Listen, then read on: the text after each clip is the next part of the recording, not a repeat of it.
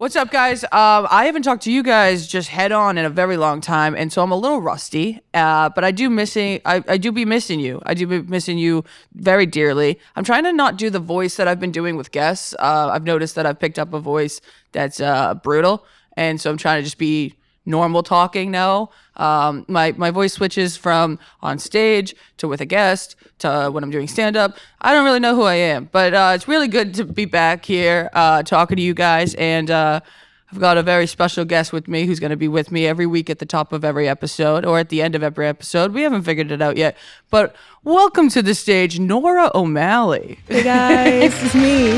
Yeah, that's right. So Nora just graduated college. I was like, dude, you don't really want to be going back home. Why don't you just come and we'll work together? And here we are. Here we are. Welcome in. So Nora's going to be like the second mic kind of thing. Hi guys, welcome back to me. Look right here. Give him a wink. Nice. I'm trying to figure out like where to even start since it's been so long. It's been both nice and brutal to not talk about my personal life all this time. And if you guys don't like this part, we'll just get rid of it. I just missed it, and I miss talking to you guys and filling you guys in on what's been going on. So I don't know what this voice is. It's this one's even different than the rest. It's like a radio host. Yeah, it's like a radio host. I don't know. I feel like everybody when they make a TikTok, they put a TikTok voice on. And it's like, hi guys, welcome. And today, it's I don't know, it's funny. I feel like it's like the whole camera thing. Like once you don't realize that you're on camera, then you switch up. There ain't no cameras, we're just chilling. I think it would be good to kind of introduce you, okay, and we could go from there. So give him a little spiel about yourself. Hey guys, I'm Nora O'Malley. I can't tell if I'm talking in my real voice or not. I'm here, and I'm gonna be behind, and I'm gonna be I don't know. Okay, all right. And so you just graduated college? I just graduated college from West Virginia University. Go Nears. I was working in child development, and I full switched my career path, and now I'm doing this with my sister, and I get to do fun stuff. So if you're new here, I've always wanted to do stand-up. It's been a dream of mine forever. And when I first moved to New York, I was doing it on and off, and I was kind of only doing it when friends would ask me to do a show, or I'd do an open mic here and there. But I never was really like taking it serious, which is like an oxymoron because comedy's not serious. But for the past year and a half, I've been doing stand-up comedy for a job. And like my full time, that's my gig. I got the podcast, I got the stand-up. It's been fucking sick, you guys. It's been really fucking cool. I mean, for the months I was on tour with Whitney, I learned so much and I learned so quick. I say it all the time. I can't thank her enough. We just went to the Knicks game the other day. Like we're actually friends. That's when you know you're actually friends. You're hanging out outside of work. That's always a plus. She just taught me so much. And then I had an opportunity to go on tour right after her tour ended. And that's picked up. And I can't believe how many of you guys have been coming out to the shows and coming through. And a lot of you guys, it's your first time seeing stand-up. And it's really funny because the things some people say after my shows is hilarious because everyone's pretty fucking hammered. There's like a minimum at these clubs or whatever it is. And some girls have been coming up to me saying, dude, I thought you were going to be ass, but you were actually really fucking good. And I'm like, thank you so much. But that first part we could have done without that, but I think it's really funny. I like the fact that you shit on me first and then you give me the compliment. It kind of makes it even better. It's crazy that everyone's so bold to say they like already think that they're your best friend. So they'll just come up and be like, dude, like you did it. It's going good. We are pals. Like I have like this, like the same like connection you guys feel with me. Like as soon as like we start talking, I'm like, yeah, that's my boy. And obviously we get each other. And I just really appreciate you guys coming to shows, even though I mean, that could be a whole topic of itself. I think being nuts a little bit. I think a segment on this show could definitely be shit people have said to me that sucks. Well, when we were in DC, they felt so comfortable enough to just open the backstage door and just come and hang out. Yeah, so homegirls were coming through. They were they just opened up the green room, dapped me up, I gave them all like what's up hugs, and it was bold, but it was beautiful. It was beautiful. I respected it. I respected it like tenfold. I was like, dude, that's my motherfucking boy. I would do the same goddamn thing.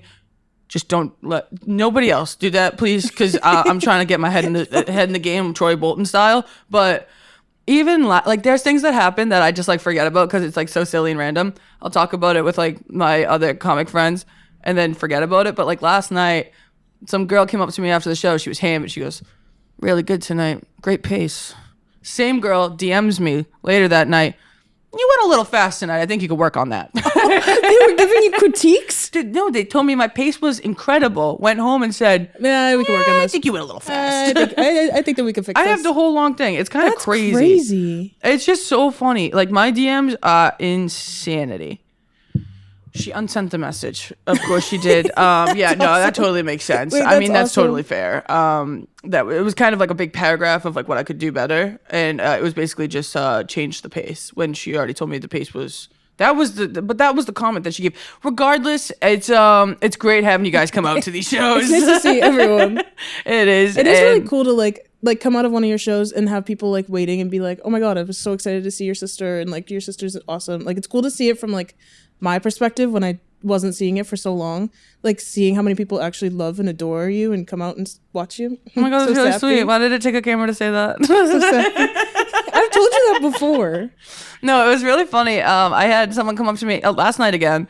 I can only remember things in 24-hour spans. It's like a Instagram story. My brain memory, it disappears after 24 hours. Yeah, I mean, that's just honest. Last night, I had a mom and her 2 daughters came up to me, and she goes, "My daughters are going to kill me, but I have to tell you, it's an honor to be in your presence." Why is that funny? Mom. Yeah. Our mom literally said that to who? Eric Clapton. About 15 years ago, we have a letter, Live That Down. And then, So like, followed him for around. someone to say that to me, That's I called my hilarious. mom as soon as I got out of there, and she was like, "No way." She's That's like, awesome. I think that was my mom's "you made it" moment. It's like a full circle moment. She was like, "I do that to people, and people are doing it to you." But it's all been really sick, and it's really cool to have this podcast now because not only do I get to meet these people, I get to be in the same rooms as the people I look up to, and now I get to invite them on if they're interested and shoot the shit with them. I think it's like the biggest upper hand in networking you could ever have. Yeah. It's like, hey, because people always say like, "Oh yeah, we'll get coffee sometime," or we'll go get a drink sometime. Yeah. Like, I'm locking you in for an hour. How about that? Locking you into forced conversation for an hour. Yeah, I'm gonna ask you the questions. You'll see on this episode. I asked Rosebud a lot of industry questions, things I'm not even sure if you guys are interested. So let me know if you guys are interested in that kind of stuff, and I'll either stay away from it or keep doing it. But I read everything, and I also noticed that you guys hate the guests, and I would just like to let you guys know that, no, yes I can, because there were comments. They were like, "Grace, what the fuck are you doing? Gen Z doesn't know these people." I'm like, "I'm introducing Exactly. you. Are you gonna be rude? I'm introducing you to my friend. Why don't you stop being fucking rude? All right? You're gonna piss me the fuck off. Why don't you go ahead and fuck off if you don't like it, all right? Yeah. Because you're not gonna get what you got before, all right, kid? You get what you get, and you don't get upset and speak when spoken to, bitch. All right? Oh God, sorry, that was my father. Dad just came out. Yeah, it was crazy. It's been almost too long to do a full-on catch-up, but I think this is good to just kind of touch down, say hello, say I'm back. We can't catch up on everything. I'm sorry. If you have free time, I'll give you a call. But other than that, I just kind of wanted to hop on here and just kind of shoot the shit for a second. I thought this was gonna go longer, but it's hard to go back. It's like I wish I kept a diary. I just kind of kept to myself. That's what it was. So Miami, that's a place I never want to go again. I'm not gonna lie to you guys. The first 2 times I was in Miami, I was like, "Oh, you have to be either rich or pretty to be here and have some fun."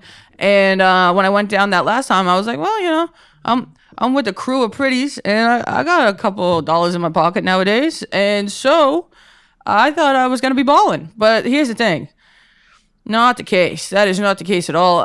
It doesn't matter if you try to be a needle in a haystack in a room full of pretties. You're not getting into 11. I'll tell you that Miami's right now. the strictest place I've ever seen on appearance. It's not my favorite place. Sorry if you live there. It seems like a blast. I just don't live there, so I can't have that kind of fun. But we Yeah. got denied from 11 2 nights in a row. Yeah. And that's always an unfortunate thing. I don't want to harp on the bad stuff, but it's funny. I think it's funny. The first night, it got a little confusing. Everyone dispersed. It was like a bunch of scurrying rats trying to get in.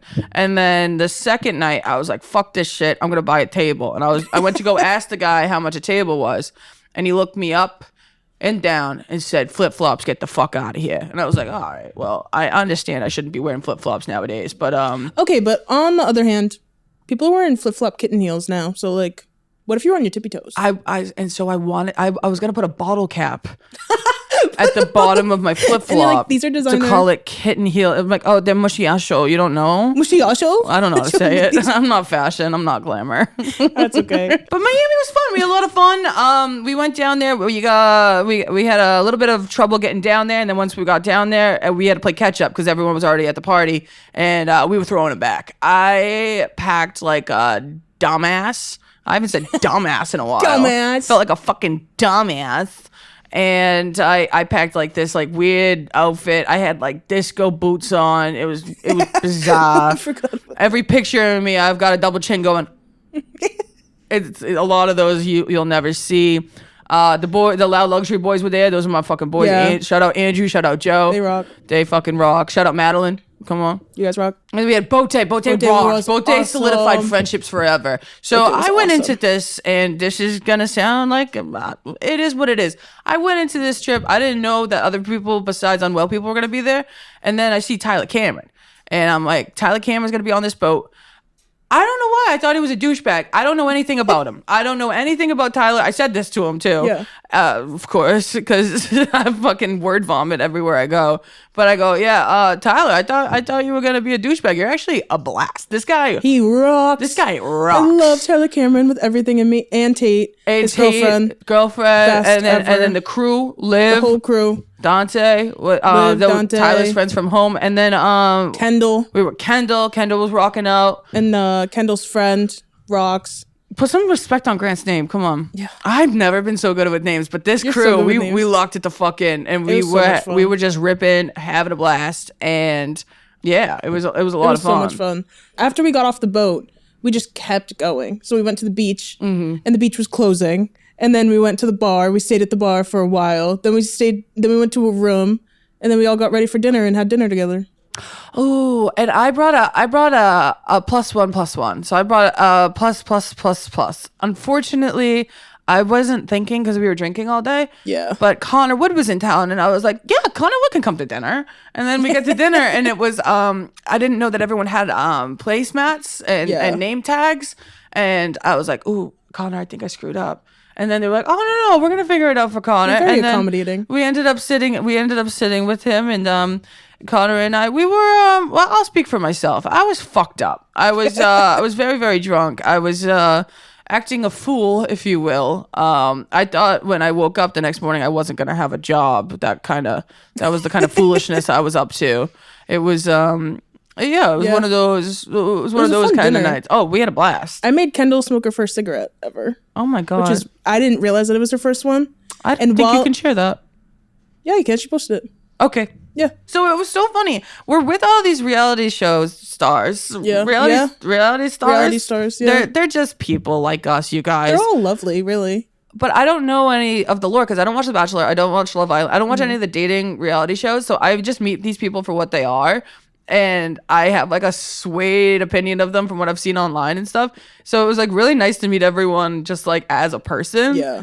And there was so much lore that I didn't understand. I know they all have like, it's weird because like every reality show has like not inside jokes, but everyone knows about diehard fans. Yeah, everyone knows about their lives before like anyone else can't. I don't know. It's hard to explain. Like everyone knows the deep ins of their life. Yeah, no. And like when you don't know them from their show, you're like, oh, this is just like a chill person. And then you meet them and they're like, oh my god, did you know about like all this and this and this? Yeah, the lore. I didn't know anything. Yeah. I didn't know anything about this. And I would be talking to them my biggest indicator of this was I posted a TikTok and people were commenting, I can't believe blank is with blank. I was like, why did I do something? Did I do something wrong? I don't know these things. Yeah, you would have no idea. I felt like an old lady. Like because everyone watches these shows and I just don't know them. And I hate when people say that about like TikTok, like I just don't do TikTok. Yeah, but it's like there's too much reality shows to keep up on, and also like past seasons. Like, Yeah, I'd be fucking with the Beverly Hills. I'd be fucking with. I just started rewatching the Keeping Up with the Kardashians. That show is incredible. I had to buy Peacock without ads so I could just run right through it. I watched the first 2 seasons and Sunday was all on Sunday. all- They're 20-minute episodes without ads. Yeah. And you guys, you got to watch this show back, right? Because what you don't understand is that Ryan Seacrest is a fucking genius, all right? There's a reason why this guy is worth $450 million. Yeah, that's right. Why don't you go ahead and look it up? Yeah, she looked it up. He got paid $120 million just for American Idol, okay? How the fucking crazy is that? I know. I was locked the fuck in. So here's the thing. Ryan Seacrest is a fucking genius, and so is Chris motherfucking Jenner. All right, and Kimberly as well. And let's throw the rest of the crew in there as well. Yeah, I'm not gonna lie, because when you watch the first season, second season, I haven't got to the third yet. I can't speak for that. But when you watch the first 2 seasons, they are planning these things out. Nothing is real, but we're so new to reality television that we were like, wow, these crazy occurrences keep happening. Like, there's this one point where Brody comes over to watch the little Jenner girls so that the dad can go to Mexico and go check on the other girls. And here's the thing. That never happened. They went on that vacation regardless, and they just pretended that Brody came over to watch the girls, because at the end, you see Brody go, yeah, it's crazy. I've had this outfit on for 3 days. It's like he like obviously wasn't there for 3 days. He was just why there for the show. And why would Papa go down to Mexico willy-nilly? Like, but like, we didn't get that at the time, but now I'm seeing it with the fucking third eye, and that show is classic. It is. Oh, dude, it's so good. You have to look at it as scripted television, and it is so goddamn good. It was just like a full-on deep dive on Sunday. It was like glued to the TV. At one point, Grace turned to me and she goes, yeah, I don't even know what you just said. I was locked in on the TV. Well, here's it was for like the full day, just locked in. I had never seen you not go on your phone for so long. I was locked the fucking. I let my phone die, Nora. Yeah, you did. I let it fucking die. I forgot about that. I just talking about television, so I don't know, meta, I suppose, or boring or redundant, but I have to tell you this because it was a new revelation that I've noticed. And what I did that Sunday, I took a blow up mattress and I parked it right in front of my television. And I watched television just like that, like an American junk bag. And I enjoyed every second of it. And I turned to Nora another time, probably the only other time I turned back. And I said, Nora, we're only existing today to wait for White Lotus. Yeah. We were literally watching Keeping Up with the Kardashians on loop to watch White Lotus. It's funny because I went out the night before and I had myself quite the night, and Nora stayed in, and so the next day she was like, I go outside. Love I was like, to no, leave. and also no. Sundays are for the indoors. Yeah. I also haven't had like a Sunday where I wasn't hungover in a while, so I was like, oh my god, I don't know what to do. Welcome to New York. Yeah. Bless you, child. Thank you. I was gonna say moving here and like not knowing people and like not knowing friends, and then when like we're always together, so then when we leave each other, I'm like, oh yeah. Somebody hit Nora up to chill. Who wants to chill? I'm in New York. She's in New York. She's a mad fun hang. She's literally a blast. I wish someone would have done this for me when I moved here. It's kind of sick. Hey, everyone in New York everybody. that's ever been in New York. Hey, girly pops. Hey, you want to chill with my little sis? She's a fucking blast. If you think my sister's funny, just wait till you hang out with me, guys. She writes on her Instagram that she's my ghostwriter, and that's stolen valor. It's stolen valor, but is it true? Yeah, I built your trauma. You built my trauma? Yeah, I helped. You are not my dad. I was there for it. Mm-hmm. So we have the same jokes. Yes. Yeah. That's true. That's valid. That's mad valid. That's mad valor. So yeah, no, it's actually really funny watching Nora move to New York and kind of go through the same things that I did, except she's very lucky because she moved here when it wasn't COVID. Wasn't COVID, and you already have like friends here. Thank God for, and I will say it, Danielle Amora. Daniela Mora took me, my fucking girl. She took me under her wing at the very beginning and was like, "Dude, you seem mad cool and chill. We should just be friends, and I'll introduce you to all my friends." And that's awesome. Without That Daniela, I like really, I would have a harder time making friends because it's tricky because like in like going to a show, everyone's already friends with each other, or they're all prepping for the show and no one's talking to each other. Yeah, it's everyone's very like in on themselves, and then once they do their craft, and then once they go up on stage and make people giggle, then they become a person after. Like you all are prepping for the show, which people don't realize. Like before a show, when comedians are about to go up, everyone thinks that it's like social hour. Learned, don't talk to a comedian before they're going on stage. Oh, yeah. Yeah, because everyone just like blanks out and is like riddling through their jokes either in their head or on their phone or like on literally a notebook. People think that comedy is so easy. So when they come to a green room, they're shooting the shit. Yeah. They're like, it doesn't matter. You don't have to prep anything. You don't have an instrument. You don't have to like practice dance moves or anything. Like, no, you don't have to take vocal rest or anything. It's so funny because then those people that were in the green room at the beginning kind of driving you crazy because you're trying to prep, but you don't want to tell them that. They go and watch the show and they're like, I don't know how you do it. Yeah. That's so hard. It's such a 180. It's not anyone, because everyone goes to a comedy show, but no one ever like hangs out in the comedy scene and like sees how you do it. Yeah. And you got the inside scoop. Yeah. I think that'll be like a fun, refreshing point of view on this podcast of you kind of witnessing everything for what it was. Yeah, it's crazy to like come into like an industry that I've never experienced ever. Yeah, so that was a big learning curve. What I didn't realize, Nora jumped in right as I started tour. And oh yeah, I forgot it was literally the first tour date, first stops. And damn. Nora graduated college. She went back home, got her stuff, and then came and moved in with me. And then we went right on the road for a month and a half. Yeah, it was your third tour date I went to. And it took me till we got home to be like, oh shit, I'm so sorry. You just kind of got thrown into this without any, I mean, you crushed. Thanks. Amazingly, my boy. Nice. Shout out Nora. But what I didn't realize was like it's not an easy thing to just like dive head first into, and you really crushed it. But I was a little bit like, if I'm being like transparent, I was getting like frustrated. We were getting frustrated with each other, and I was just like, dude, like why aren't you getting it? And then it clicked, and I was like, oh, I've been doing this in some variation for like 5 years. I was used to like going to work for like 6 hours, leaving, then not focusing on work, doing school. Yeah, and I didn't realize that like in this type of job, it's just constant and all the time. And then you like learn to get used to it. And it's just. And what did you think different. I did? I thought that Grace went in and just recorded one podcast a week and did shows and didn't have to like prep for them. And I kind of thought that you just chilled.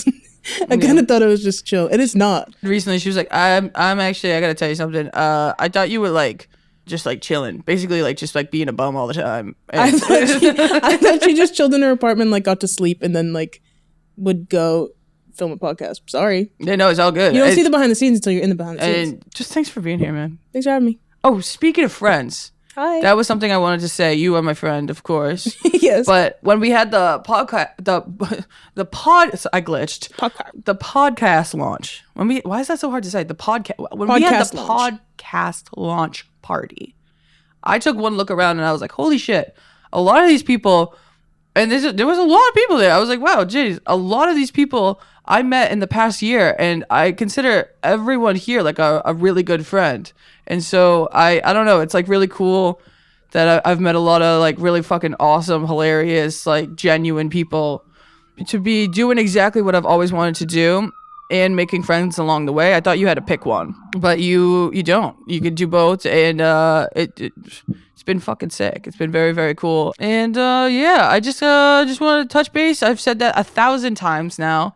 I will probably cut this down, turn it around, and spit it back out to be about 15 seconds. But thank you guys so much for watching the show, coming to the shows, and just being all around supportive and good shit. This has been a blast, and it's been really fun showing you what I've been doing thus far, what Nora's been up to. Nora's got some vlogs that she's been editing of the tour. There's a lot of vlogs coming. There's a lot of so I've been vlogging every city that we've been to, and yeah, I just wanted to thank you guys and tell you how much I love you. Oh, that's sweet. Yeah, and I love you. Love you too, girl. And love you too, guys. I would love if you came to my next shows. Let me riddle them off for you. All right, on the second leg of the Down for Anything tour, up next we have got, I'm going to be at Moon Tower Festival in Austin, Texas, April 16th to the 19th. April 25th to the 27th, I'll be in Tampa, Florida. May 9th to 11th, I'll be in La Jolla, California. May 15th to the 18th, I'll be in Naples, Florida. If you live in Naples, please come through. I feel like it's only going to be elderly people, and they are not my crew. Thank you so much. June 5th to the 8th, I'll be in Charleston, South Carolina. And July 2nd, I'll be in motherfucking Honolulu, Hawaii, bitch. I'm bringing my goddamn mother. It's a Christmas present. All right. Thank you guys so much for watching. Give it up for Nora. Thanks, guys. Oh my God, thanks. Mwah, mwah. And we'll talk to you soon. Enjoy the episode.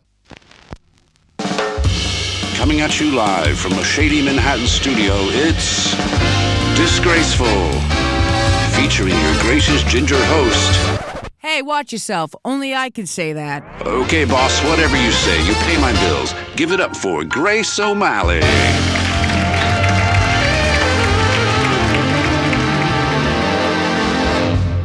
Hi guys, welcome back to Disgraceful. I'm here with a very special guest. I'm very excited. I'm probably gonna nerd out. I've been playing it very cool thus far, but I am a very huge fan of you, Rosebud Baker. Shut the fuck up. Dude, I didn't want to do this right at the very top, but I'm gonna do it. I You really show have me your been legs? playing it really. I showed you my legs. I can't even. Oh There we go. my God. There we go. Look at that. Wow. Somebody fell asleep on the beach. Yeah, in Miami. I'm never going back. No. But I truly and honestly, it's hard to say this without sounding like a goofball, but you kind of are the reason I got into stand-up. Well, let me tell you something. I want to apologize firsthand. No, that's very sweet, but it's kind of hard to hear that without feeling like an asshole too. You know what I mean? No, I mean, I watched your JFL Amazon show. Oh shit! And dude, I thought you were the coolest. Like, I was in college and I was like, I don't really want to do any of this shit. Mm-hmm. And I always wanted to do stand up, but I was like, it's unattainable. Right. Like, the only time you know a comedian is when you know a comedian. You don't hear of people working towards becoming that known comedian. Right. And to watch like the behind the scenes of it all, I was like, wait, like you just moved to New York and then you do the gigs. Like, I didn't know the ins and the outs of it, Like really how it until works. I watched that show. Yeah. You were also the first person to smoke JUUL on camera. That was sick. It sucks that I'm still doing this. It really sucks. Oh, I've been hiding I mine. had Okay, a thank baby God. and I'm still doing this. It was like 3 weeks after I had her. I was like, just ripping. Oh, 3 weeks? You waited Elf 3 bars. weeks? I would have No. been in that bed. I think it was longer than that. It might have been like, I think I'd gone back to work, maybe 6 weeks. It was 6 weeks. All right, that's fair. Before I got back to it. Well, because once you get back, you gotta be fucking Well, I was like, I'm ripping. not breastfeeding. What am I holding out for? You started with cigarettes, though, right? I started with cigarettes and then I quit for 3 years. Jesus Christ. And then I took a road trip with my best friend and I was like, well, I don't drink, so I gotta do something. You need a vice. You I gotta do really believe in something. that. You need a vice or you're going to hurt someone. Well, yeah, I was like, if I want this friendship to last, we're driving Oh, the road across trip the of it country all. together. Wait, so did you do the whole cross-country thing? Oh, yeah. Okay. Yeah. And that's It was how like do you know this friend? It was like a her mom died tour. And so we Okay. just sort of like went across the country and like stopped at like a storage unit that her mom kept. And we like had to go through her mom's stuff. Oh. And then that was the first time I tried stand up actually. No shit, really? Yeah, it was on that road trip. Yeah. Where? Austin at the time. Oh, okay. Yeah. Yeah. How did that go? It was, it was like a disaster, but Sometimes people say that their first time was great and then their second time sucks. I don't know. Maybe. I'm like, it doesn't really matter because it's not going to be objective. Yeah. Right? Like your first memory of doing stand-up is not an objective memory. Like you could be like, it went great, but you're just remembering how you felt. Like yeah. there's no way that it went great. Yeah, I went home and drank a whole bottle of wine. I didn't do great. Right. And then I was being ridiculous with it because I was on my fire escape drinking out of the bottle. Yeah. I'm like, all right, stop trying to be in a movie. You went to one open mic and then you're homeless. I'm like, it's just how drinking New York on a goes. fire escape. God bless this broken You're playing road. like the Rent soundtrack. Yeah, I don't know.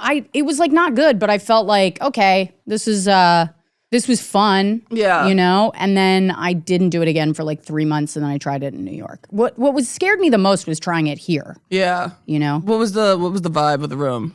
It was like a very well lit open mic. Oh, which is with like ideal. 12 people in a room this big. Oh, nice. So it Very was intimate. It was basically like reading poems to each other. Yeah, because they probably do that an hour after that. Yeah. At the same place. Yeah, I mean, well, essentially the jokes we were telling were basically poems. They were just like sad poems. They There could have were been no R&B punchlines. hits. Yeah, yes.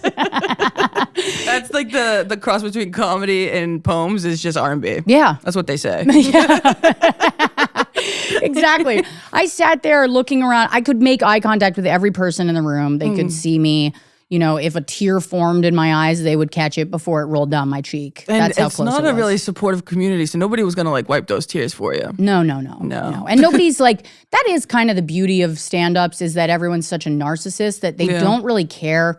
Like if you could be going through something terrible and you still have the privacy and the dignity of like keeping it to yourself because they're all too involved with themselves to notice. You're not even doing jokes. You're telling them something terrible that's happened to you. And Right. they're like, there's got to be a joke in there somewhere. They're not listening. They're thinking about their own stupid their own shit. stuff. Yeah. I took my sister last night to a comedian's birthday party. Oh, yeah? And this is her first time hanging out with like a bunch of comedians. To be like everyone's crazy. Yeah. It's tough when you're like, how are you? And they're like, good. And then they tell you a 20-minute story without asking, how are you? You're like, it kind of makes you long for that like conversational vacuum where somebody's like, good, how are you? Yeah. And you're like, good, how are you? And about the weather now. Yeah. Exactly. Totally. But, yeah, no. So watching that show, and how did you feel being on that show? Because it's really intimate in itself, like to have them into your apartment and like watching you either get or not get this really big thing that you're striving for. It's kind of crazy. It's so weird to like remember back to then because I'm like, I feel like it was not that long ago, but at the same time, I don't recall like anything about my life back then. Yeah. I do remember them coming in and being like, okay, we're going to shoot this thing. And I was like, so if I don't get in, I fail. But you don't just fail, you fail on camera. on camera, Yeah, and on everybody Amazon sees it. Prime. Yeah, which, you know, huge audience, a national audience of maybe 12 people. I was watching a UMass Amherst. I was locked in. I remember sitting there and going like, okay, people are going to see me fail, but I also get paid this much money. Yeah. So I was like at a point. Oh, you get paid, yes. I got paid. Okay, so there's a tit for tat there. Yeah, I was like, if I fail, I'm the only person to get paid not to go to Montreal. Yeah. So I could justify it that way. Honestly, so true. You would have went for it anyways. Right. Yeah. So I'm like, why not? I was like, let's do it. I Yeah. don't care. You know, who knows? I honestly didn't think anyone would see it. Mm-hmm. It was a crazy experience because I was like, you can't really be nervous after that. You can't really get like that nervous about anything. About the show dropping or about getting the Getting the audition or getting the callback. callback or even just going to Montreal. Like after doing all of that on camera, it added this layer of like pressure that I'm just like, aside from auditioning for The Cellar, I don't think I've ever been nervous like that again. not taping a special? No. No. How long did it take you to write your current special, which was fantastic, by thanks. the way, dude? It's never been done.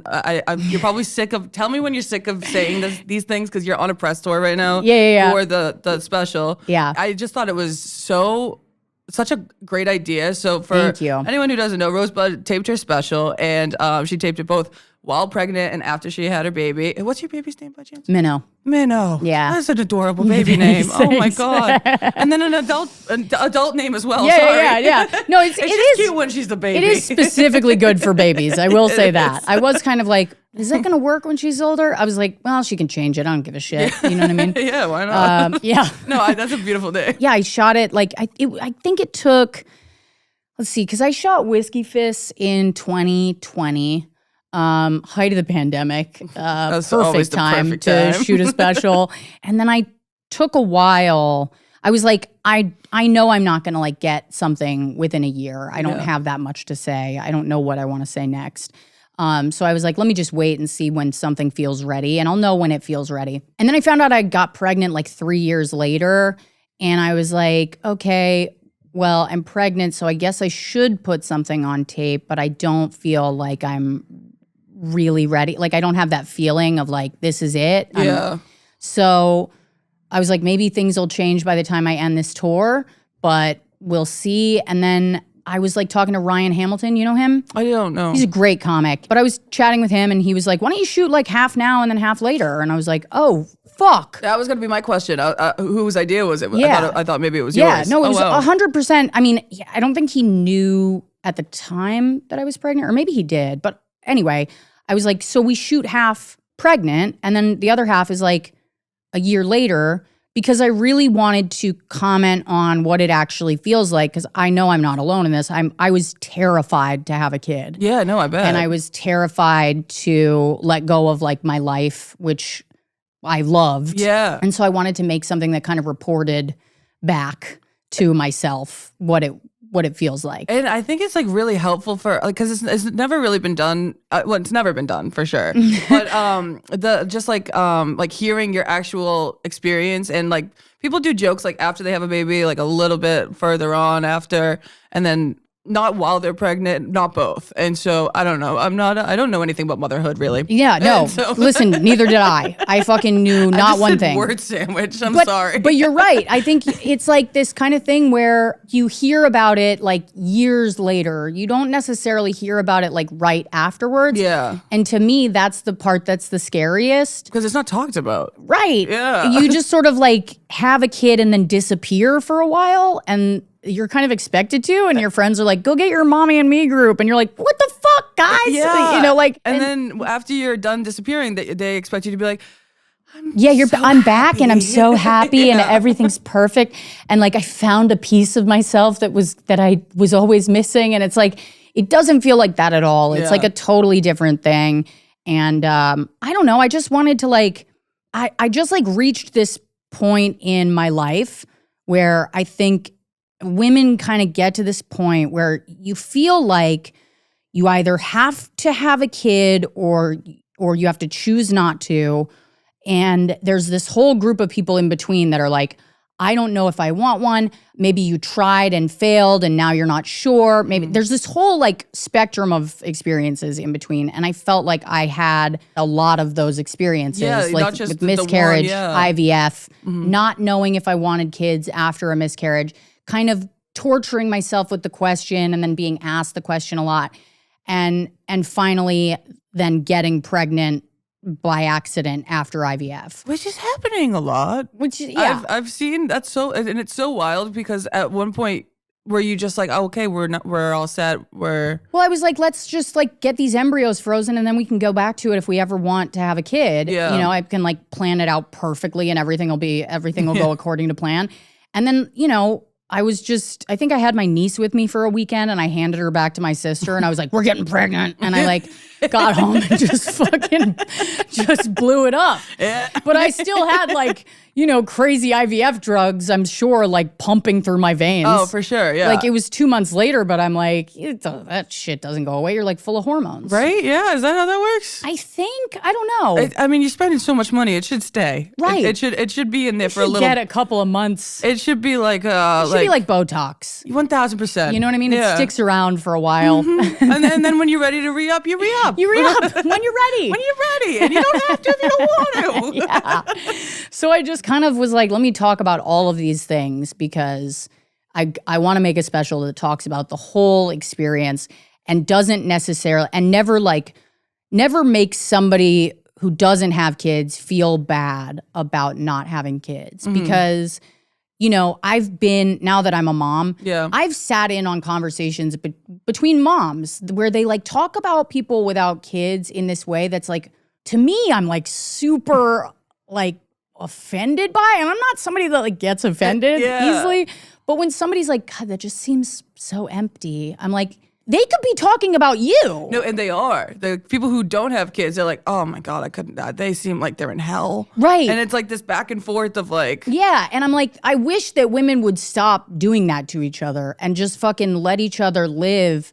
because we don't need to be doing this. It's No. you don't have to be doing this. It's you can have kids. There's going to be bad things and good things about it. You can you can not have kids. There's going to be bad things and good things about it. Period. That's it. That's it. You know, Chappell Roan just got in trouble for that. I know. Did you see that? I did. Yeah. I saw that, and I'm like, but I think, and then it's like the age factor of it all, and like where she grew up. Right. She's like young to be commenting on that, but also like she grew up in the Midwest, so everyone's already has babies. I don't know. but also she could not be wrong. You Yeah. know what I mean? There could be people that she knows that have kids that the life has drained out of their eyes. You know what I mean? Yeah. Who knows?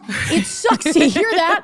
It sucks to hear it when you're in the throes of motherhood and you're like sort of spending your life like bent over like a fucking rat, just swatting your husband away and like feeding your kid out of a bag. But you know, the truth is, it's probably not the best you've ever felt.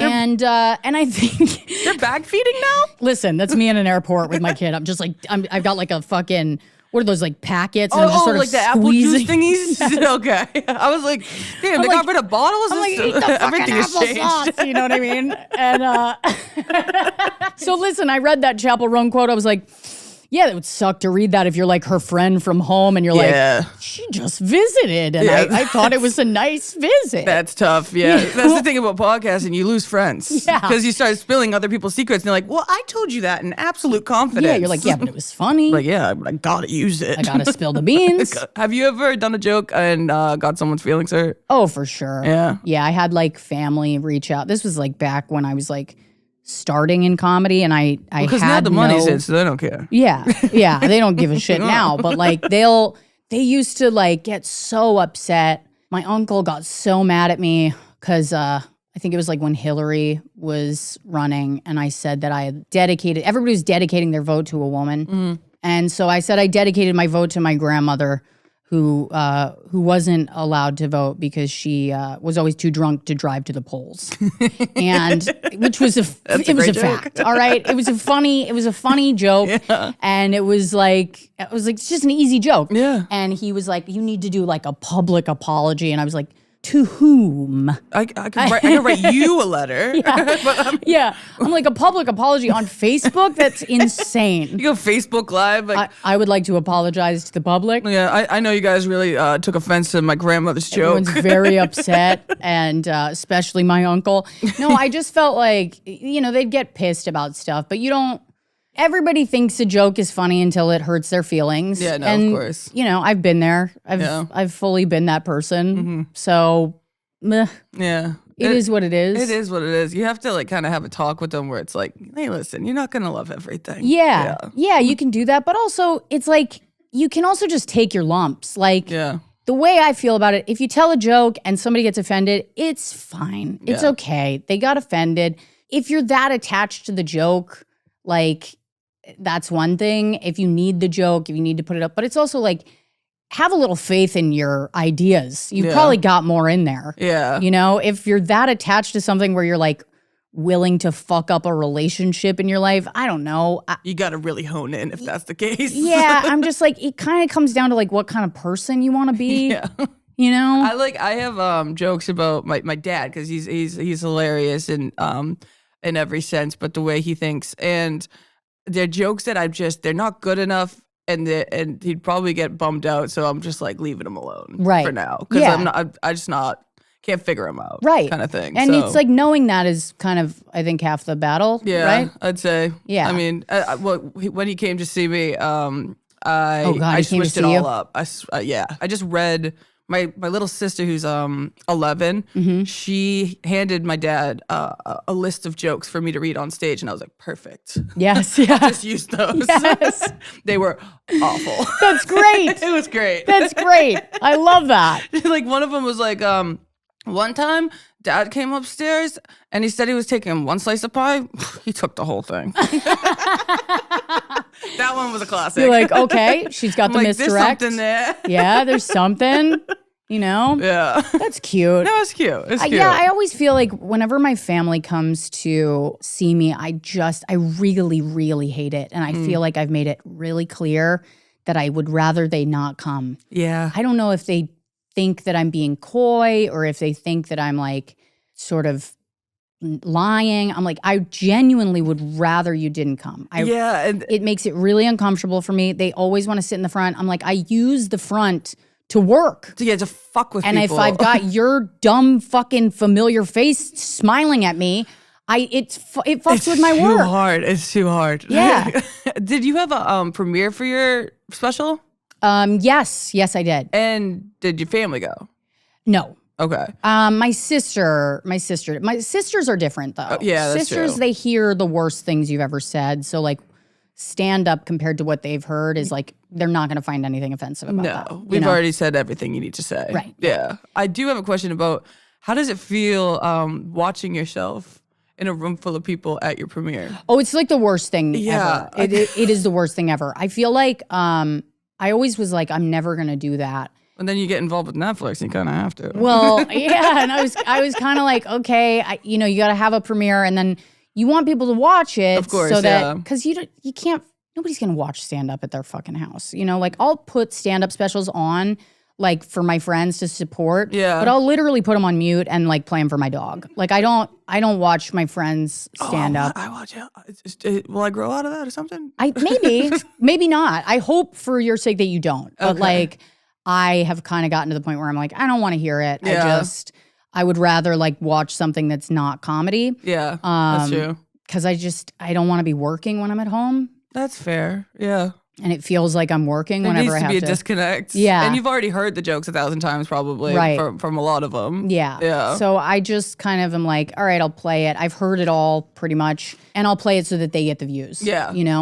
That's good and supportive. Some people would just, not toss it on. Literally, it's all they need. Yeah. All they need is for you to put the fucking thing on Toss and it on play the it. computer. Toss it on the TV. Walk out of the house. And like let it play all the way through, and that's it. That's all Yeah. you need. Like do some laundry, whatever. Yeah. So yeah, I'll do it, but wait, what was the question? I forgot. I just watching had yourself at a ADD. premiere. Right. Yeah. Okay. So yeah, I sat there. I watched it. This one was a little bit.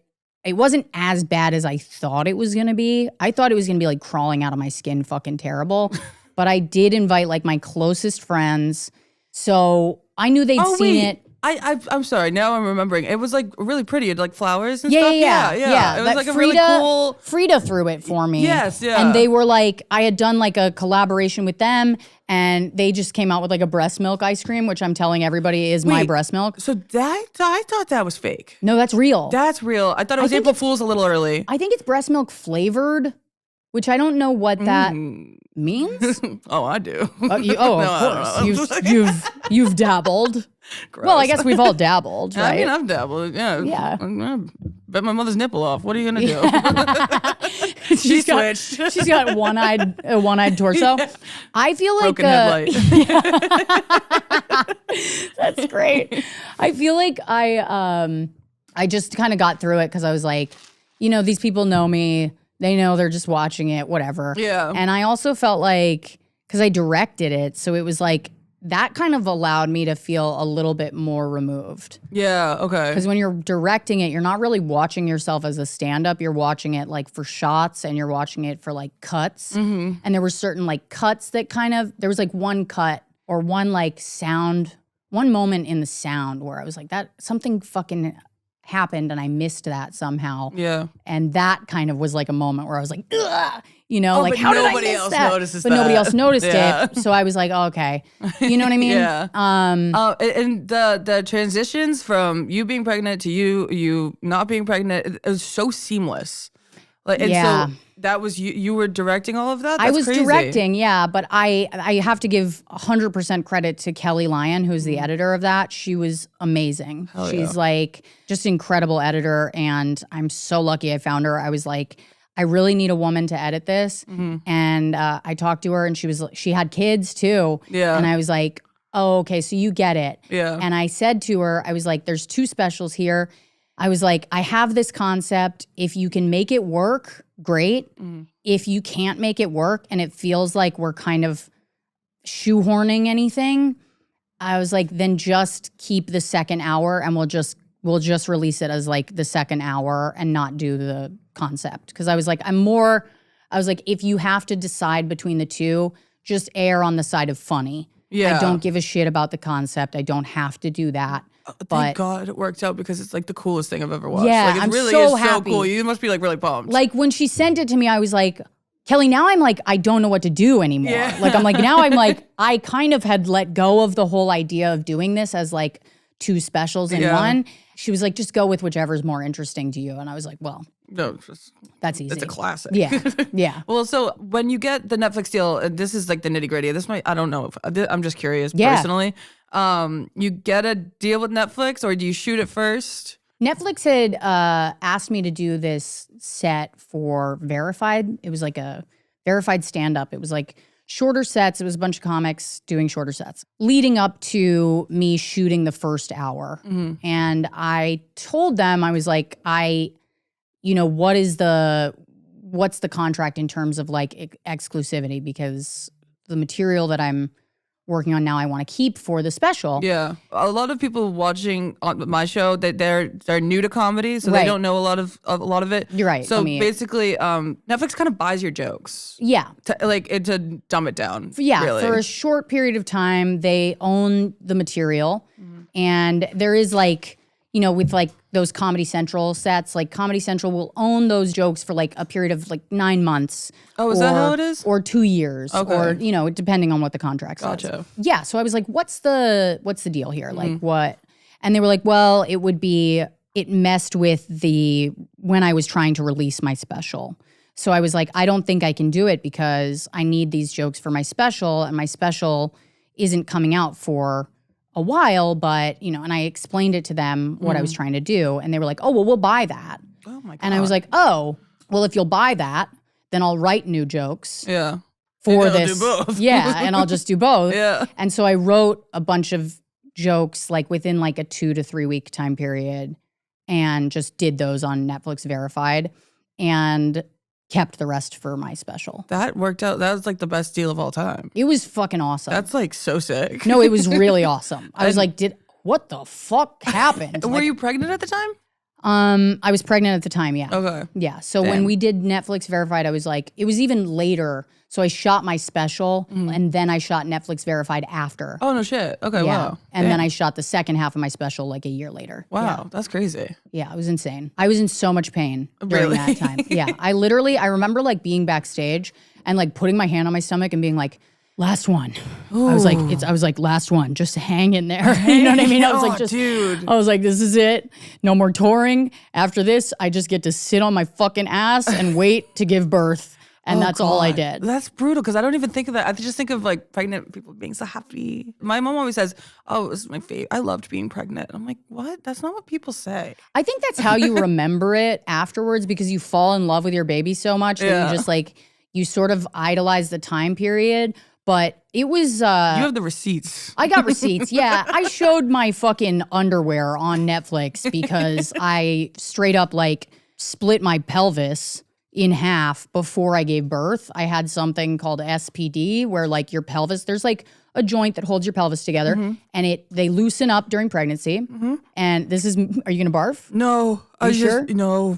You sure? I got it. You gonna swallow? I'm gonna be, yeah, I'm a good You're girl. gonna swallow the barf. Okay, yeah. So your mom went through this, okay? No, I saw it once. I was there for the last one.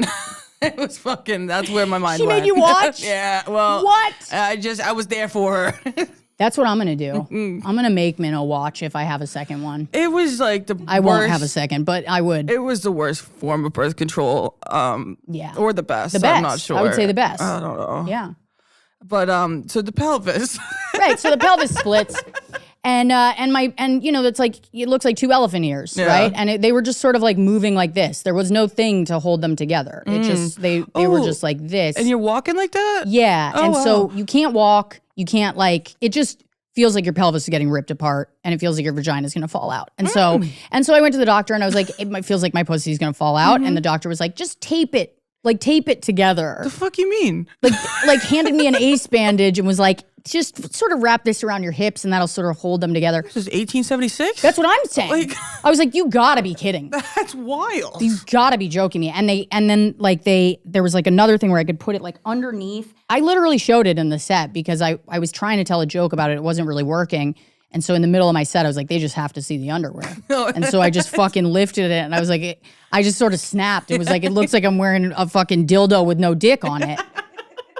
Yeah, it was the most unhinged I've ever been on television, I would say. But then you can just be like, oh no, she's pregnant and crazy. Yeah. Yeah. That was the beauty of it. Yeah. You sort of get to act like a fully insane person, and people just go, it's cute. But you also feel crazy. And like, that's like the worst part is like, no, I actually feel crazy. Someone help me. No, like, please help. Yeah. Yeah. Oh God, that's wild. I did have to like have a conversation with my husband at one point. I was like, I need you to treat me like I have a gun. Yeah. Like, that's how I need to be treated.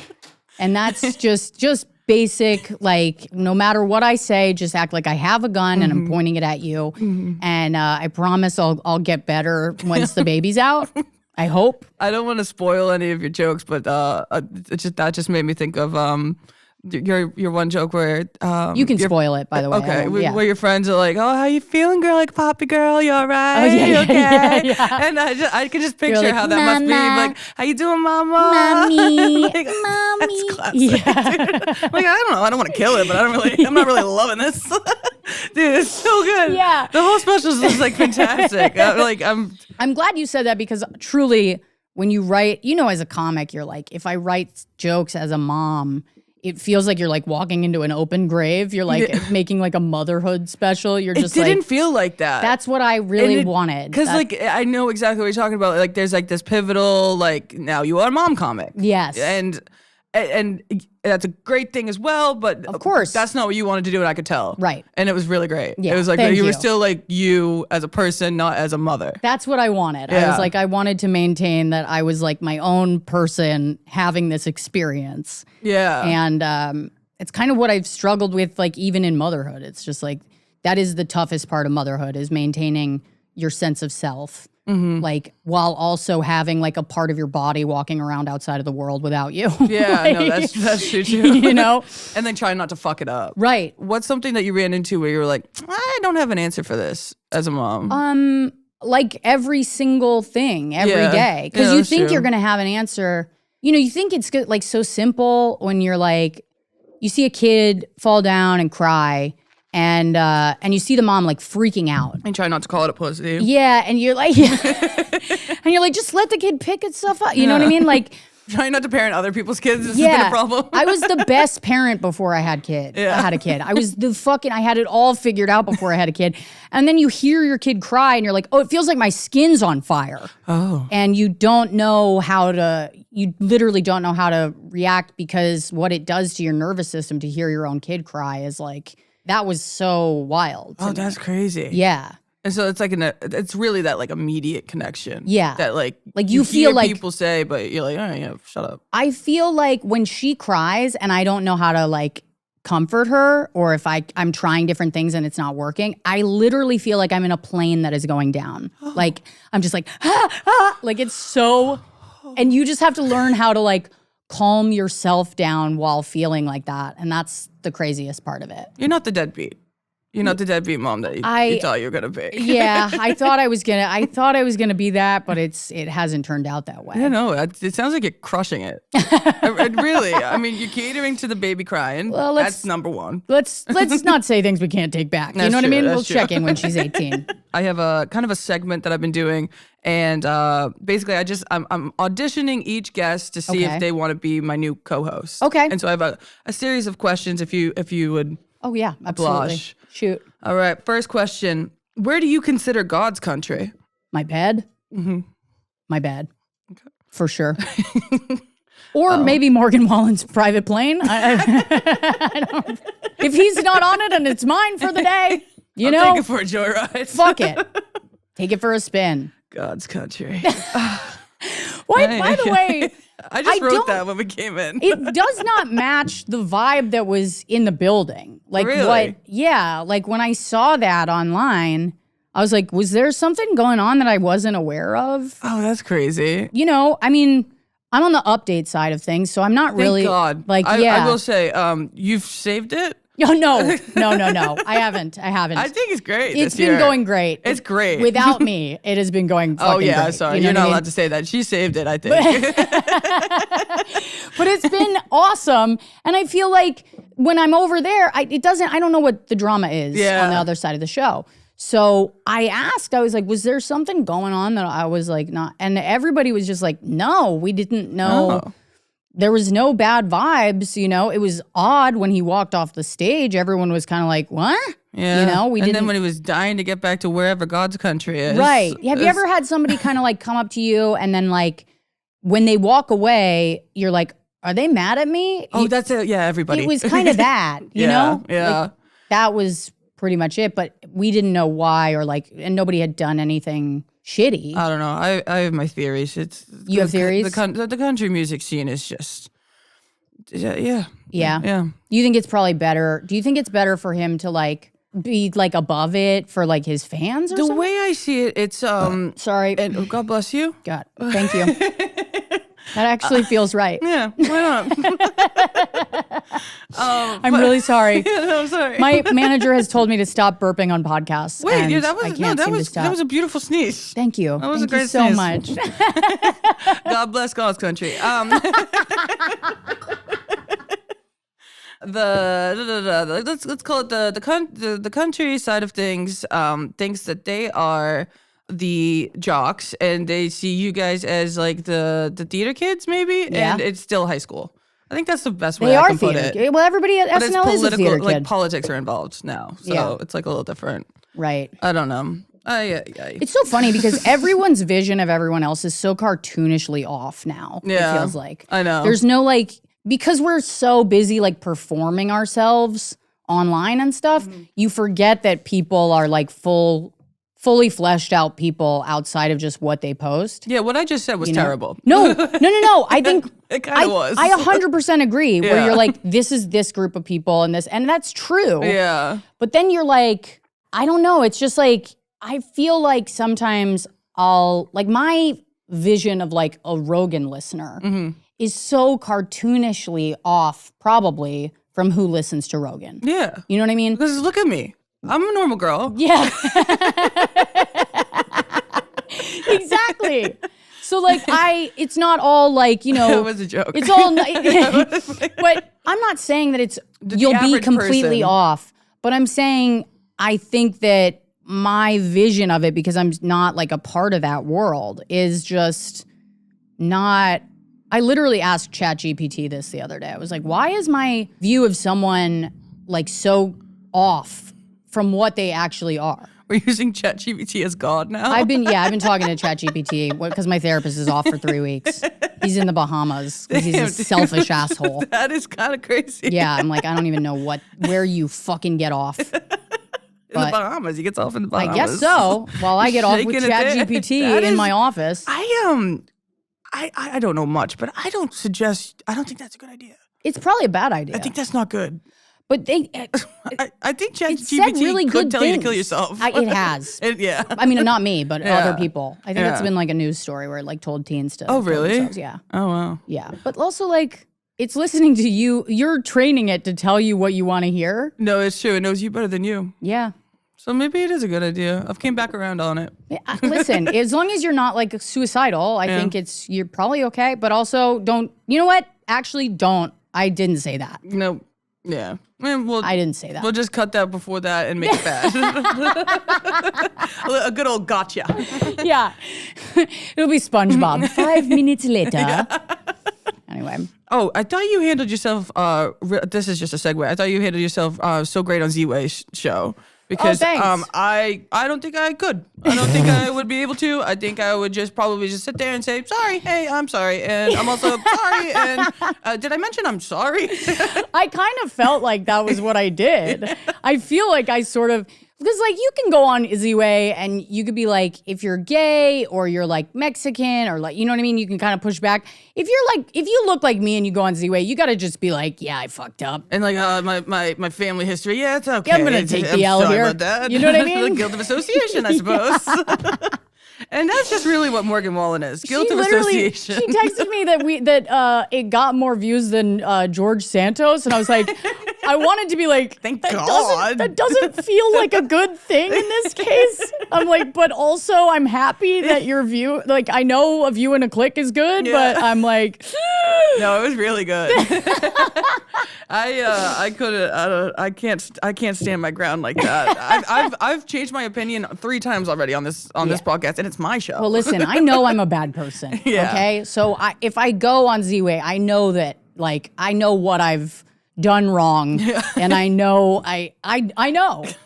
I'm aware. I think I should just pivot over to just be like, yeah, you know what, maybe you aren't great. Yeah. Because sometimes I'm like, you know, I'm somewhere in between being a bad person and a good person. Maybe I'm just bad. Listen, we're all bad people. Yeah, it's just bad, born bad. Check my group chats. I'm a bad fucking person.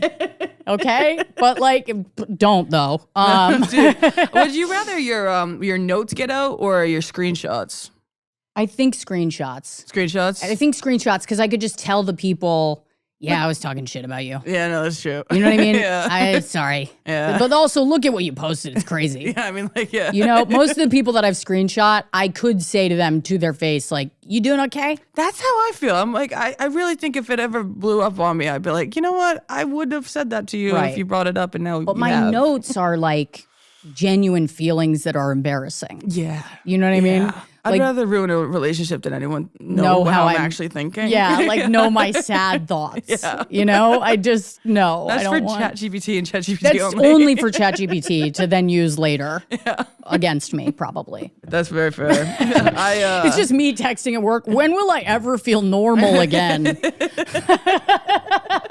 And it just sends you a link to the Bahamas. Yes. When you call Peter. Anyway. Okay, next question. You said on stage that you were fired from every job you've ever had. If I hired you as a co-host, would this statement stand true? Probably. Yeah. Probably. Yeah. But it would be, you would get to do the firing, which I is don't kind wanna of do nice. that. You know, you could go, it's not working. I'd go, you're right. Yeah, and then no, I'd that's true. probably be like, sorry. Yeah, no, that's fair. Yeah. So at least you sort of walk away the winner. And there's, I will say, no drama. Yeah. Oh, that would be huge. I don't do that. Pivoting on that. What jobs were you fired from? Oh God. I was fired from a lot of like waiting tables jobs, bartending jobs. I couldn't count the money right. I would always count the money wrong. I can't count for shit. I would lose money every night. I'm like, I'm not stealing. Yeah, like you're losing your own money. I'm losing the money somewhere between taking it from the bar and putting it in the register, or I'm just not losing it and I'm miscalculating every single time because I'm super ADD and I can't count money while hanging out with my friends. Do you take Adderall? No. Okay. Should I? Is it good? Well, no, it's great, but Because I used to be on it. I was on Ritalin and all of those, you know, Yeah. like in school, and it really helped. And then when I went off of it, like 2012, like right before I stopped, right before I started doing stand-up. because I was gonna ask if you could still do Adderall while you're pregnant. That was gonna be my next question. Because that will change everything for I me. don't think so, but also like, I don't think they study like what you can, you know what I mean? I Yeah. think it's one of those things that like, if you are, I don't know why I'm think you asking you. have to- I'm so sorry. yeah, like, I'll ask ChatGPT. I'll be your that. doctor. I just thought maybe you had taken Adderall. let me ask ChatGPT. No, I've got Can the you Mulaney take- thing about me. I need it. Can I ask ChatGPT? Yes, Okay, yeah, let's all see. Let's see what it says, and then if it says that you can, I will stop using ChatGPT as a therapist. Okay. I like this tit for tat. Can you take Adderall pregnant? Not recommended. Okay. Yeah. So that's Birth defects, growth concerns, withdrawal in newborns. Oh, and then it said, that said, some people still do it. That's gonna be mama. That's gonna be me. I always wanted Accutane. Yeah. And you could have a cone head baby. You can? Oh yeah, it's like right on the label, and it shows you what the baby would look like. Oh, and shit. it's like it looks like cone heads. Like, Really? Like the sketch, and yeah, I kind of want to have one. Can you kind of like press it down? No, that's the thing. It's always gonna be a cone head. You can't do a helmet. Oh, maybe you probably can with new developments. I'm not sure. I'm not. We'll ask ChatGPT later. Anywho, co-hosting a late night talk show means always being able to pull new tricks and talents. Do you have any like party tricks or hidden talents? by chance? My husband said last night when he watched me swallow 5 vitamins with no water. I didn't know what you were going to say about the swallow follow-up. Oh, well, it was nothing sexual. I promise you that. It was 5 vitamins? 5 vitamins, no water. No water? Yeah. Oh, that's kind of, yeah, that's like... He was like, what are you, like a fucking... like frat chick? He's like just trying to show how many pills you can pop at the same time.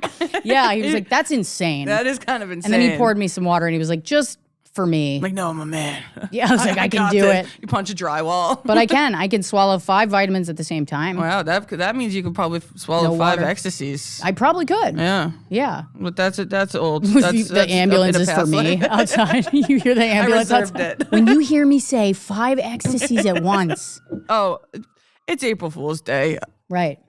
Have you ever done a good April Fool's prank? Remember when Will Smith slapped Chris Rock? Oh, yes, of course. Yeah, so on April Fool's, I got a photo of Will Smith slapping Chris Rock, and I signed it, "Thanks for having my back, Will Smith." And I framed it, and I put it in Shay's dressing room. And that was probably my best one. I think that's a classic. But I think he knew it was from me like right away, which kind of sucks. But I was still like, this is still a good prank. I don't care. Still really good. Yeah. Even if it goes for like even an hour Yeah. of him wondering who put that in there. Well, he said it was like a giveaway because I signed the frame and not the photo. Oh, yeah, rookie mistake. Yeah. I was like, damn it. That'll tell you. This segment is called In the Green Room. This is where we get to know you a little bit more. You just celebrated your daughter's first birthday. What was it like planning a party for someone who has no say? It was actually kind of great, you know? It was also like, I don't know. I was like, this is the easiest it's ever going to be. So let's kind of like toss this together. There's like a thing in my building where they have like a little like a communal space that you can reserve for baby parties. Okay, fancy. And yeah, and they like bring in all the stuff. Oh, that's sick. Yeah, but here's the thing is that I fucked up. I was like, oh, I want to make it like a cowgirl disco, like a mini bachelorette party. Every 1-year-old's dream. Yeah. I was like, let's make it like a little bachelorette party. That's awesome. And I sent that invite out to people. And then I forgot the day of the party that I made it a theme, and I didn't dress her up, and I didn't dress up, and just a couple of people showed up in cowgirl bachelorette stuff. That sounds like an April Fool's joke. But it wasn't. Again, it was just me being like so fucking ADD that I like forgot who I sent the invite to. Oh shit, dude. And I was like, I'm trying to like juggle a job and touring and throwing together a fucking theme party. You Who do I lost think your I am? shit. I was just like, and then people would show up and I'd be like, I'm sorry. I'm so sorry. Take that off. Take that off. But they dressed their kids up too. And I was Oh my like, oh no, God. the kids are dressed. I was like, oh, I'm such a fucking asshole. That's hilarious, though. I know. It's like pick and choose if you want to do the theme or not. I don't really give a shit. Everybody was like, Rosebud.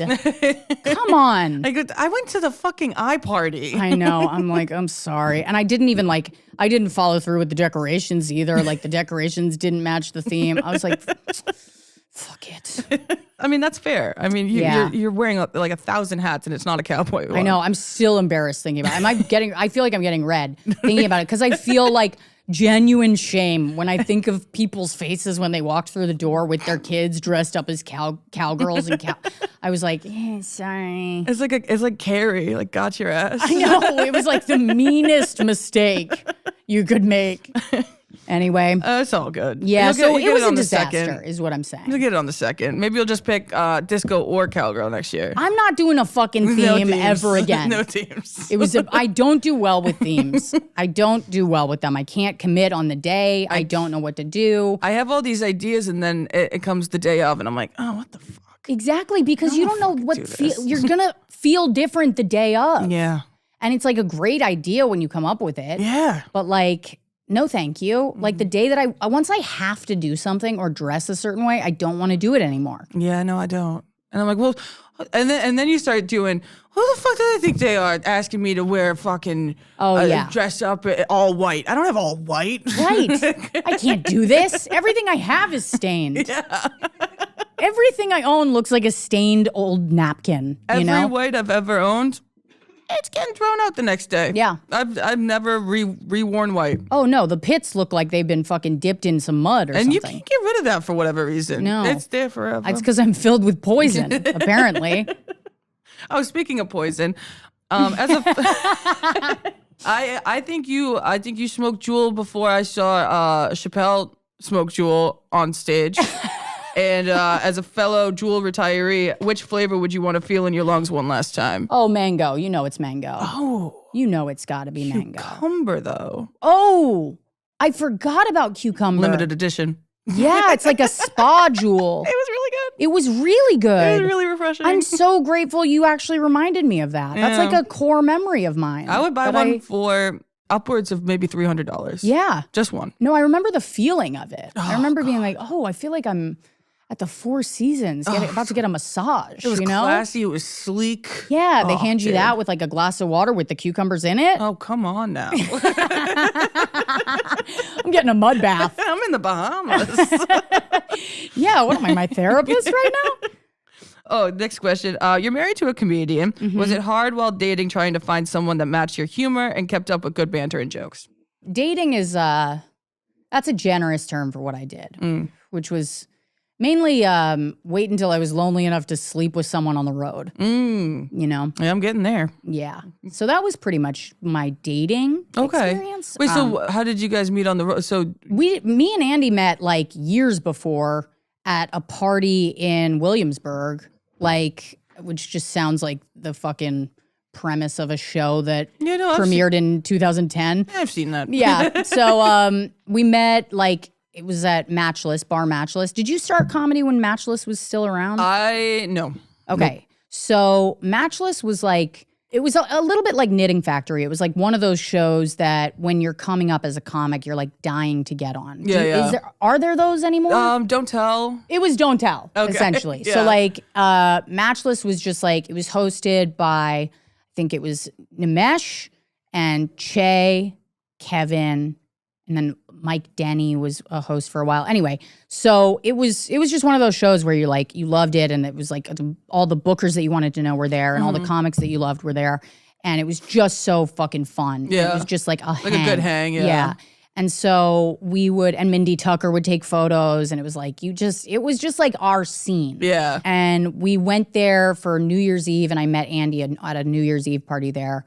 And I'll never forget because it was the first time I watched Petey do Molly. And just seeing somebody from the Bronx on Molly is really a hilarious. That's good. It's really a hilarious really thing good. to see someone from the Bronx just get so like genuinely all lovey-dovey yes, and shit. Yeah, it was really cute. Just like loving on people and just being like, I fucking love your sweaty. shoes. Your shoes are so cool. You know, like I feel like I never compliment you enough. yes, yeah. But Andy came up, and both of us are sober, so he came up to me and he was like, I'm Andy, and I'm sober. I'm also sober. And I was like, cool. Okay. I was like, I don't want to be around you. Blink. You know, I was like, yuck. And then I didn't really like talk to him much. Is that how you were introducing yourself to other people? No, it's an insane thing to That's do. kind of crazy. But he was telling me because he knew I was sober, and he was friends with like my boyfriend at the time, and like he was just he had just moved back to New York, and he was like introducing himself. But Andy is like, he really is like ChatGPT or something.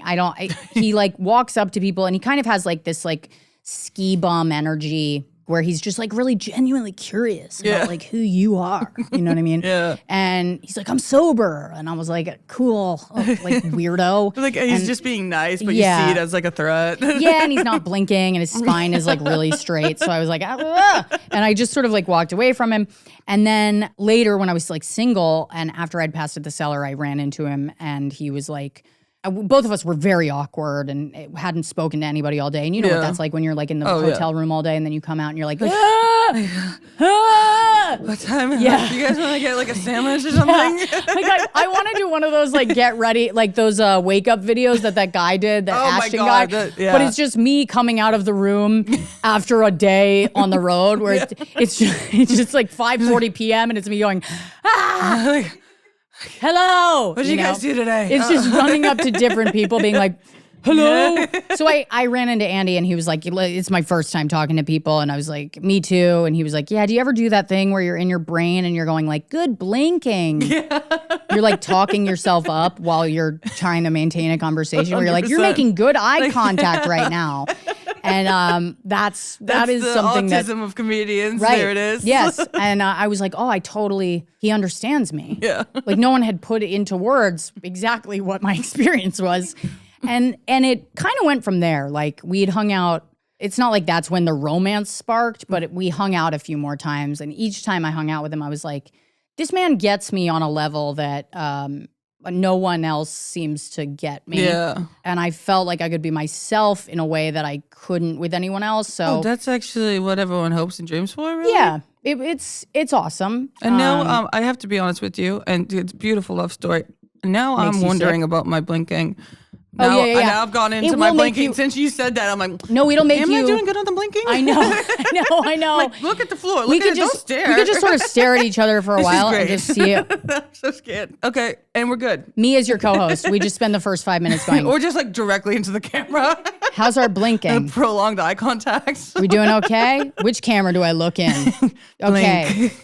Blinking. Okay. That's good. Just glitching. It's us glitching like Elon Musk for 45 minutes. That's what I say on stage. I'm like, if I mess up my words, I'm like, oh, sorry guys, that was a glitch. Yeah. Yes. It happens all the time. Yeah. But yeah, and I'm glad you followed up the love story with something relatable. Because, yes, yeah. You know, it's disgusting. Yeah, no, I mean it's beautiful. It's repulsive. And now you've got a tiny little gorgeous little baby girl. Yeah. And she's swimming around, that little minnow. Butterball. Oh my God. So you kind funny. of got it going on. She doesn't look like her name is Minnow though. She looks like her name is Ralph. You know what I mean? Like she's almost 2. She has no hair. She just sort of, you ask her anything, she goes, bah. She literally, that's like the sound of her voice. Does she do words yet? Yeah, a few. Yeah. A few. What was first? Her first word was cool. Oh, that's awesome. Yeah. It's usually dada. And She would piss you off. Yeah, but I don't count that as a word. Yeah, no. Which is infuriating to Andy. It's like, it I'm really will drive you crazy. He'll be as a like, mother. it's dada. And I'm like, well, that doesn't count. That's and he's not. like, why not? I'm like, because it's dada. Yeah. It's not a word, it's a person. You're the father. If she doesn't say father, Yeah. if she said father, Right. then we'd have Which, something. by the way, it's very concerning to me because she calls Andy dada and she calls me mom dad. Because you're bringing home the bacon? I'm like, I stopped for, I was like, it stopped for a while and I was mama and now it's come back. So I'm now mom dad again. And It's kind of boss. it is a little boss, That's but boss. I feel like Andy, if he hears it up to a certain point, he might jump out a window. Yeah, he that's might tough. actually jump out a window. Because she's just basically saying like, I don't really need Like, you, Andy. Dad and mom dad. Mom, dad, she can do both, I'm Which sure. means of it. she's both, and that's awesome. And you're useless, sorry. That's not fair. He's dad mom, and I'm mom dad. Yeah, it should be like that. It's a Yeah. cat dog. Yeah. Yeah. Oh, fucking hell. Oh, how do you handle hecklers? I don't give a fuck. Don't I give a fuck. literally have a video of myself that I will send to you. There was a woman who I was like on stage talking about politics because that's like all I fucking do now is like write political jokes all day long. So like I get on the road and I'm like, oh, I have nothing to talk about in my real life because I spend all my waking hours in 30 Rock just reading headlines that turn me into a psychopath. So I like read these, like I have all these like political jokes that I'm trying on stage just to see if any of them can be applied to my life in a real way. Yeah. And I started talking in Cleveland about it and this woman was like piped up and I was like, what's that? And the guy sitting next to her was like, she said she wants to go home. Or she said she wants to get her money and go home. And I was like, oh, okay. I was like, wait, why? And she was like, I don't want to talk about politics. Why do you have to talk about politics? You know, and I was like, I don't want to be talking about it either. I was like, but this is what I got. And if you go home, you can change the channel. Yeah. I was like, so you can go home. I was like, I really don't care.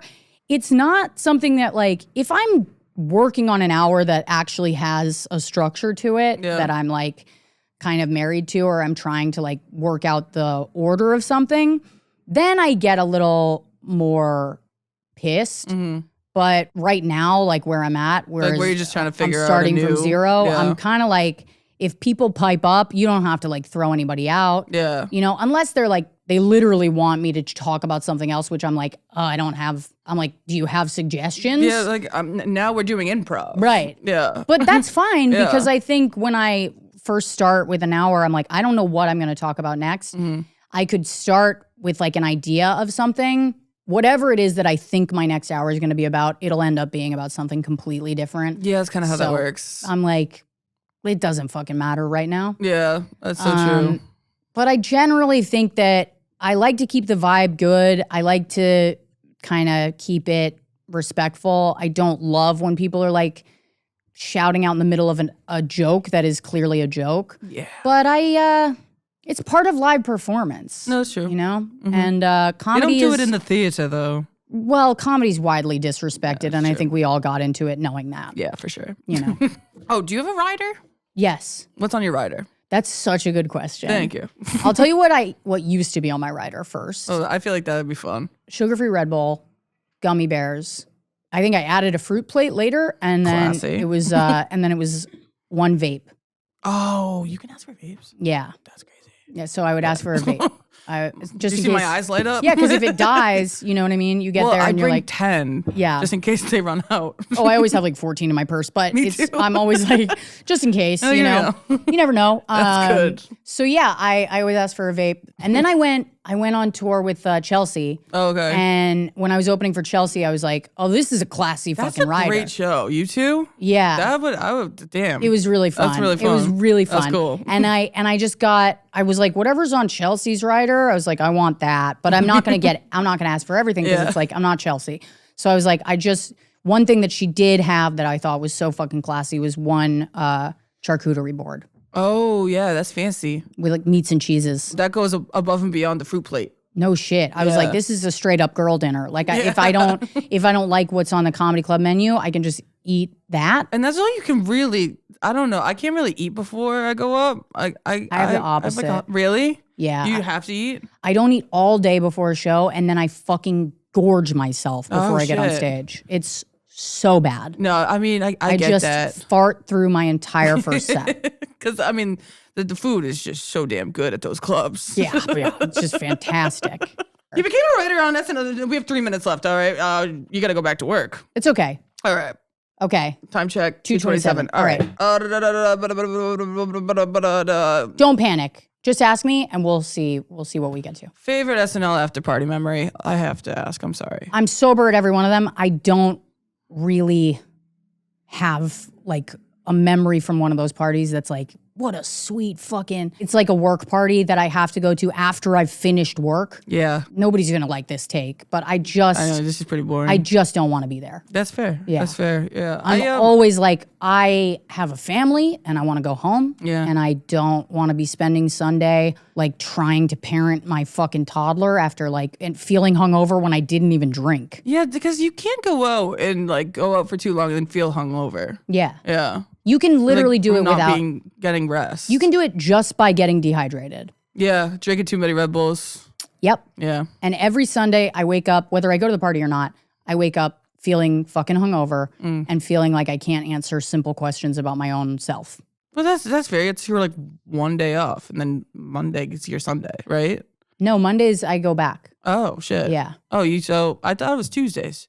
Well, for the sketch writers it is, but okay. But update, you got to go back and write jokes. And do you like Weekend Update better than sketch writing? I'm better at it. I don't know if I like it better. I think, well, yes, It's more like stand up. It's easy to like something better when you're better at it. Yeah, for sure. But I do really like the aspect of the sketch writing where it's like you take ideas that aren't necessarily like joke ideas, but you know there's something funny about them. Yeah. You know, like they're my favorite sketch that I got to work on was this sketch with Gary Richardson where it was like about a t-shirt where like the woman was like in a book club and she was like, well, I'm not going to be around much longer, you guys. So, you know, this was fun, but I'm not going to be around.